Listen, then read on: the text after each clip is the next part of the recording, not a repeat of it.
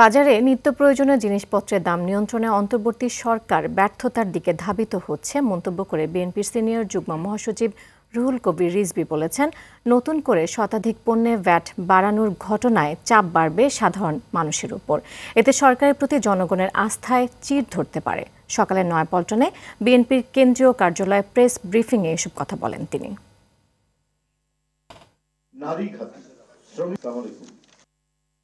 সাধারণ মানুষকে স্বস্তি দিতে অন্তর্বর্তীকালীন সরকার ক্রমান্বয়ে যেন ব্যর্থ হচ্ছে, এটা একটা উদ্বেগের বিষয়।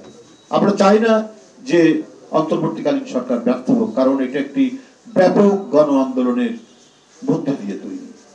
কিন্তু জনগণের প্রত্যাশা এবং জনগণের যে ক্ষুধা, এটা যদি নিবৃত্ত করতে না পারেন, তাহলে তো আপনার এই ব্যর্থতা আর ঢেকে রাখতে পারবেন না।